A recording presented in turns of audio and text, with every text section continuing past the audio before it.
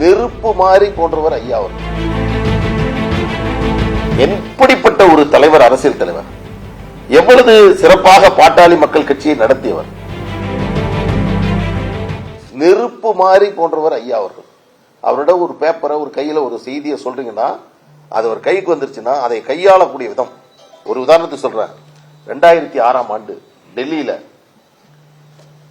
நம்ம இருக்கக்கூடிய ஐக்கிய முற்போக்கு கூட்டணியில் உயர்கல்வியில் இடஒதுக்கீடு வேண்டும் என்பதற்கான அந்த குறைந்தபட்ச செயல் திட்டத்தில் அது இருந்து அதை நடைமுறைப்படுத்தாமல் போகின்ற பொழுது அங்க இருந்தக்கூடிய உயர் தலைவர்கள் எல்லாம் எல்லோரும் இருக்கிறார்கள்.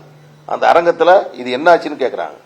லாலு பிரசாத் யாதவ் இருக்கிறார், சிதம்பரம் இருக்கிறார், இது போன்ற உயர்ந்த தலைவர்கள்லாம் இருக்கக்கூடிய அந்த அரங்கத்தில் அல்ல அதை பிறகு பேசிக் கொள்ளலாம் என்று கையில் இந்த பேப்பர்லாம் தூக்கி எறிஞ்சிட்டு நான் இதற்காகத்தான் இந்த கூட்டணிக்கு வந்த, இன்னைக்கு நடக்குமா நடக்காதா தெரிஞ்சாகணும் என்று அன்றைக்கு சிங்கம் போன்று கர்ஜித்தவர் மருத்துவர் ஐயா அவர்கள். இது எல்லாருக்கும் ஊடக நண்பர்களுக்கு எல்லாம் தெரியும்.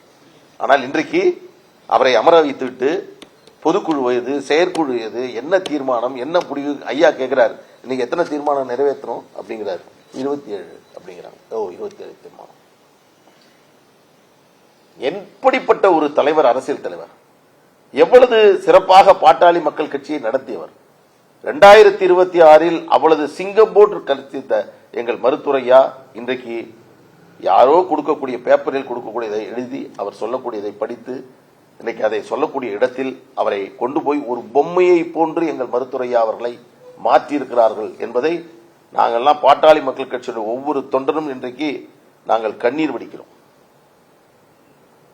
அவரை அழைத்து மேடையிலே உட்கார வைத்து அவர் ஏதோ ஒரு கனவு கண்டதை போன்றும் அவர் ஏதோ ஒன்று சொல்லி அதற்கு பிறகு 2 பேரும் அதை அவர்களை துடைத்துவிட்டு பேசுகிறார்கள். பல செய்திகளை என்னால் இங்கே சொல்ல முடியும்.